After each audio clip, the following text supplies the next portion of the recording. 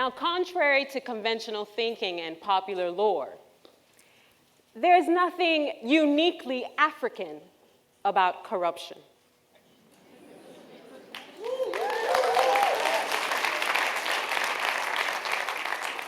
As we've seen from cases involving Enron, HSBC, and most recently FIFA, corruption is a function of both greed and poverty.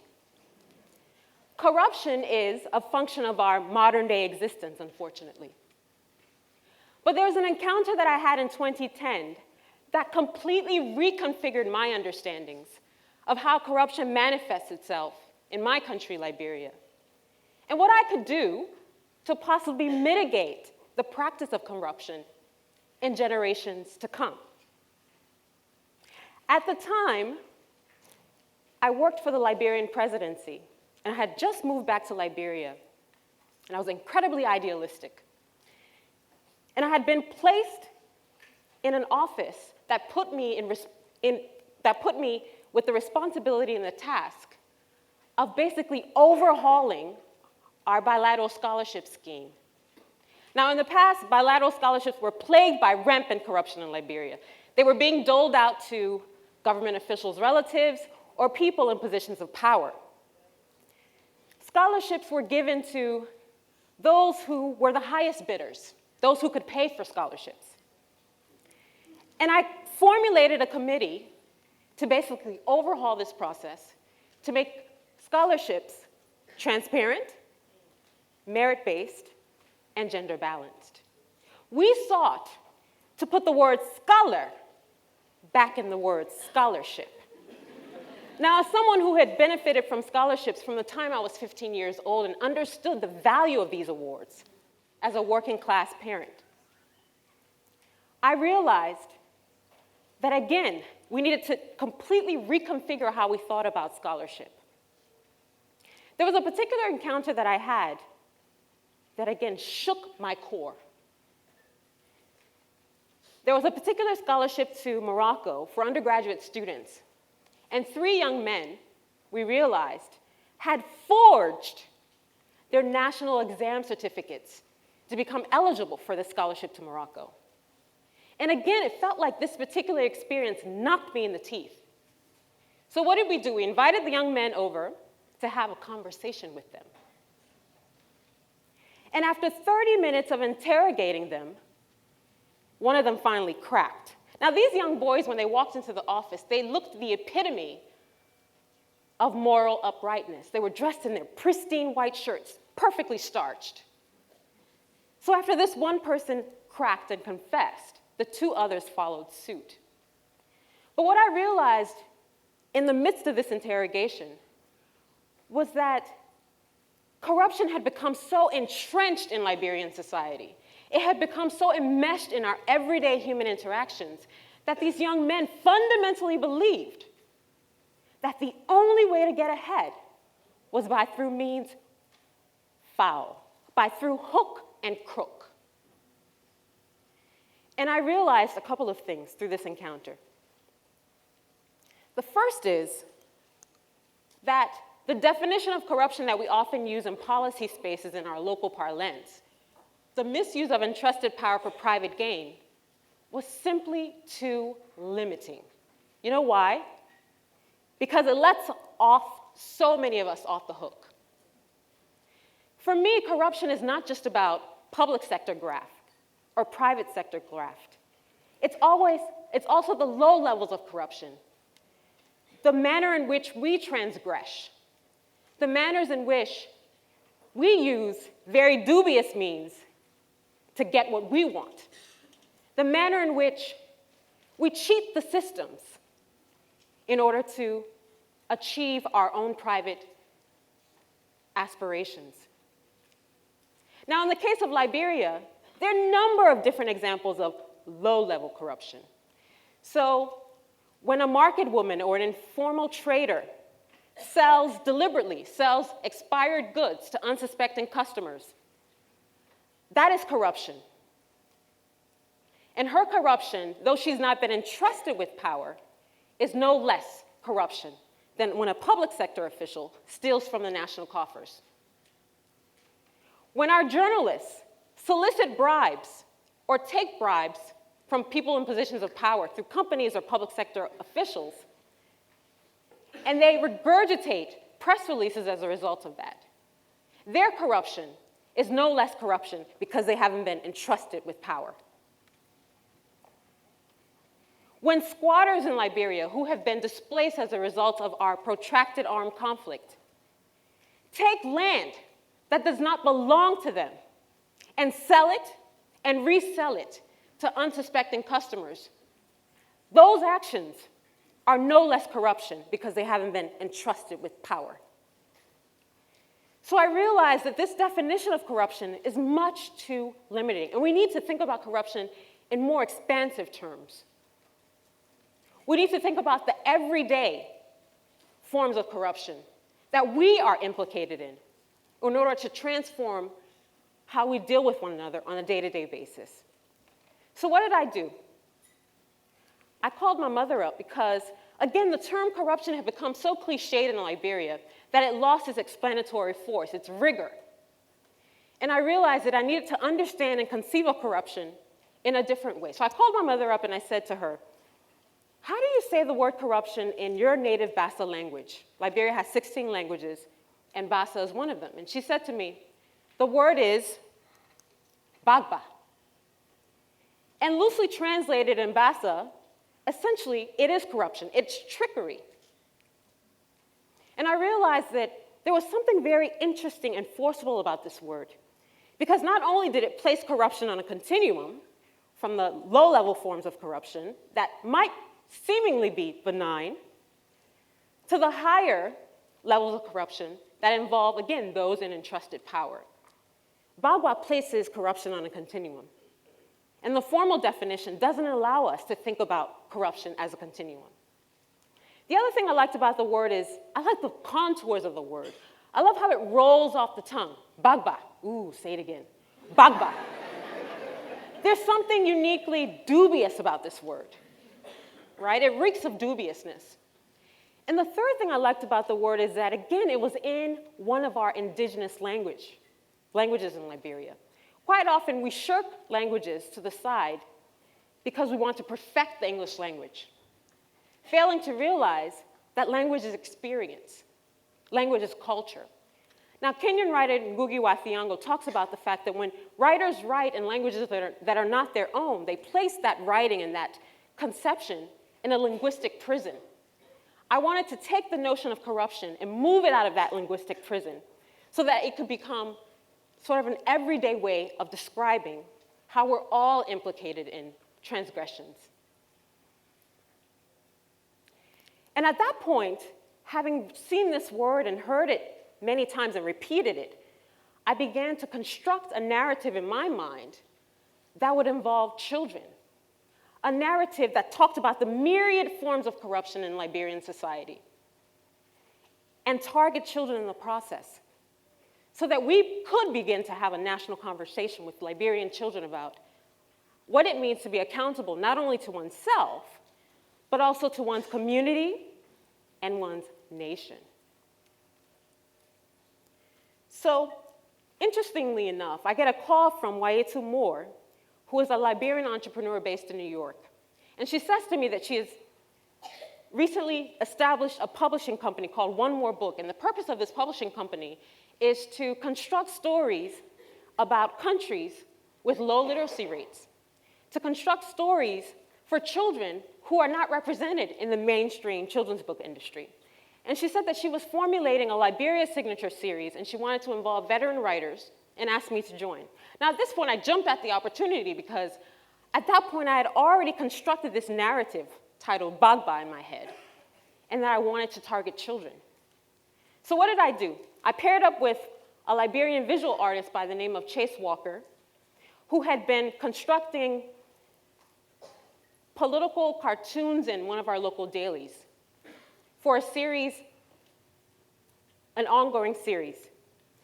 And I paired up with Chase because he considered himself a visual satirist. And he was an activist in his own right. And I knew that in collaborating with Chase, he would bring the story to life, that the pages would jump off the page through his illustrations. And the narrative would become something that Liberian children could really see themselves reflected in. So, what was birthed is a book called Gbagba. It's an anti-corruption primer for children. And in the spirit of our folk tales, our Anansi stories, Gbagba doesn't take anthropomorphic characters, it takes human characters, twins, Sundema and Sunega, because I wanted to see children reflected in a story where Liberian children could see themselves resonated in this particular narrative. I also think of Gbagba as a bloodless ethical revolution from below. And the reason I call it that is Liberia had experienced throughout its history a series of revolutions that completely destroyed our political, economic, and social systems.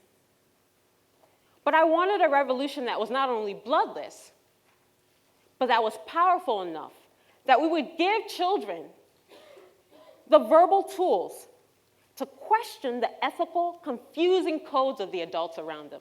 I wanted to equip children with not AK-47s, as they've been equipped with in our past, but with the power of their own consciousness, with the power of their own ethical consciousness. Now, some people say, well, why target children? There are a couple of reasons. Children, as child psychologists named Piaget and others have argued, children, particularly between the ages of 5 and 10, begin to construct their moral and ethical core in these age ranges. And it's at that stage that we can begin to instill new values in children. So again, that they become the ethical revolutionaries of not only our time, but generations to come. The other reason I targeted children is that, quite frankly, they're honest generally until we teach them to be otherwise. Now there's a story, it's become almost folklore in Liberia, and you've probably heard it, of a young boy and his mother who are at home. And they receive a knock at the door. And the mother looks out the window and realizes this isn't a person she really wants to have a conversation with at this particular moment. And so she tells the child, please go and tell so-and-so I am not home. You've heard it. So the mother scurries in her room, and the child goes to the door and opens the door and says emphatically, without the slightest bit of irony, my mother says I should tell you that she is not here. Now, what's the moral of the story? Again, children are socialized to be dishonest, but they're innocently honest until we teach them otherwise. Another reason I wrote this children's book is because, again, I wanted to start a national conversation with children in Liberia about what it means to be honest, what it means to have integrity, and what it means to be accountable not only to yourself, but also to your community and your nation. I wanted to equip children with the verbal tools to question the ethical, confusing codes of the adults around them. And I also wanted to give Liberian children a narrative that they could see themselves reflected in. So what's happened in the past 2 years since the book was published? A number of things. Gbagba has become almost a household name in Liberia. So people don't use the term corruption as much. They talk about Gbagba. It started a national conversation with not only kids whom I've spoken to across the country, but also adults.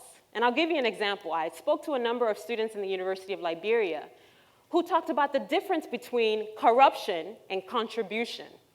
We've rationalized corruption so much, and Gbagba so much, that we start to differentiate between whether you're making a contribution to a cop in the traffic who's soliciting a bribe. For some of these university students, that wasn't corruption, it was contribution, because the cop isn't paid adequately. Now that raises a number of questions about our pay scales and how those in public trust must be compensated well enough so that they don't succumb to low levels of corruption. I think another thing that's come out of the book is I'm excited to announce that the Ministry of Education has become an absolute supporter in the process. They have placed Gbagba on the supplemental list of readers for 3rd to 5th graders in Liberia. So it's become institutionalized.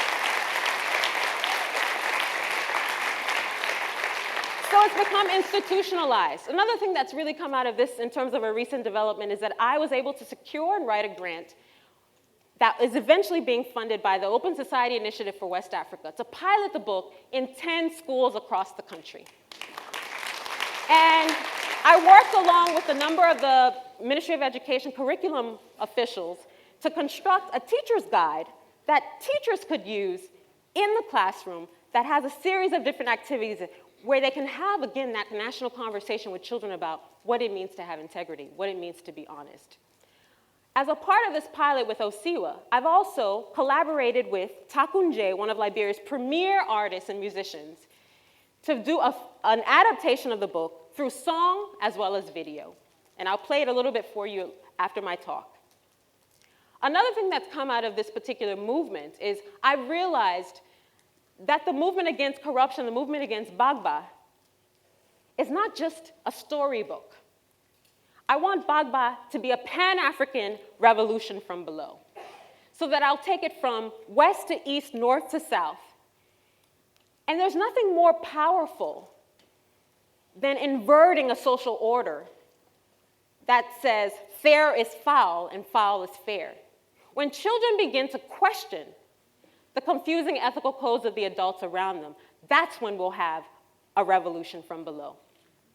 When children begin to have conversations with their parents, with their teachers, with their preachers about what it means to be honest, that's when we'll have a revolution from below. Now, there have been critiques of this particular process, right? People have said to me, well, why are you targeting children? They can't change policy.